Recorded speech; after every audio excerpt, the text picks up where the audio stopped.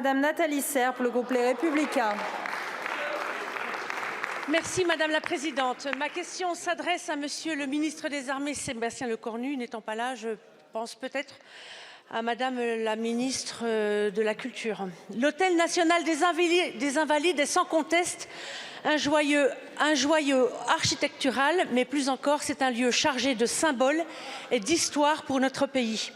Au sein de cet édifice majestueux se trouve l'Institution nationale des Invalides, dédiée aux combattants blessés et aux victimes de guerre, ainsi que plusieurs musées de renommée internationale, tels que le Musée des Armées ou encore le Musée de l'Ordre de la Libération, témoins de notre passé militaire et de nos valeurs républicaines. Des informations récentes circulent concernant l'autorisation accordée pour l'installation d'un village saoudien sur le site même des Invalides à partir du 10 mai 2024 et ce pour une période de 4 mois, couvrant ainsi toute la période des Jeux olympiques et paralympiques.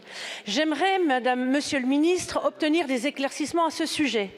Tout d'abord, pourriez-vous m'indiquer si le cabinet du président de la République et votre ministère ont donné leur accord ? Si tel est le cas, pourriez-vous nous communiquer les détails de cette installation, le montant de la location et le bénéficiaire de ces fonds ? Ensuite, il est important de considérer les valeurs et les principes que nous défendons en tant que nation pendant les Jeux olympiques. L'Arabie saoudite, bien que notre allié, suscite des interrogations quant au respect des droits de l'homme et en particulier ceux des femmes et de la communauté LGBT. Pouvez-vous, Monsieur le ministre, nous éclairer sur l'image que nous souhaitons véhiculer en accueillant un tel village sur un lieu aussi symbolique ?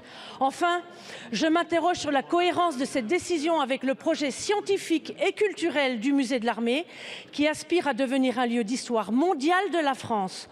Comment cet événement s'inscrit-il dans cette vision et comment contribuera-t-il à promouvoir les valeurs de notre République ? Je vous remercie.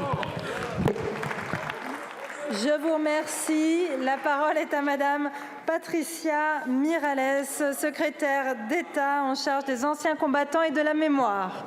Merci Madame la Présidente. Madame la députée Serre, pardonnez-moi, j'ai un problème de voix. Je voulais... merci. Alors, je vais tenter de répondre sur ce que je sais. Effectivement, c'est des informations que nous avons pu aussi avoir. Aujourd'hui, rien n'est concret, rien n'est fait. Et donc, je comprends vos interrogations, mais je ne répondrai pas sur des choses qui ne sont pas faites, ni signées, avec aucun accord. Voilà, je vous remercie. Je pense être claire dans ma réponse. Quand je dis que nous n'avons rien de concret, il y a effectivement des choses qui ont été dites et qui sont en cours. Aujourd'hui, rien n'est signé et donc je n'ai pas plus à dire que rien n'est signé. Voilà. Je vous remercie, Madame la Ministre. Oui, allez-y, vous avez 2 secondes. Mais merci Madame la Ministre. En tous les cas, nous attendons les informations avec intérêt. Je vous remercie. Merci beaucoup, Madame la députée. Madame la Ministre, il vous reste évidemment du temps. Allez-y. Juste parce que je sais que Madame la députée Serre connaît le travail que nous avons déjà effectué ensemble et elle sait que je lui apporterai une réponse. Je vous remercie. Merci beaucoup, Madame la Ministre. Madame la ministre en charge des relations avec le Parlement, je vous remercie d'indiquer à chaque ministre qu'il faudrait vraiment qu'il réponde aux questions que lui pose le Parlement. Je rappelle que le gouvernement est responsable devant le Parlement.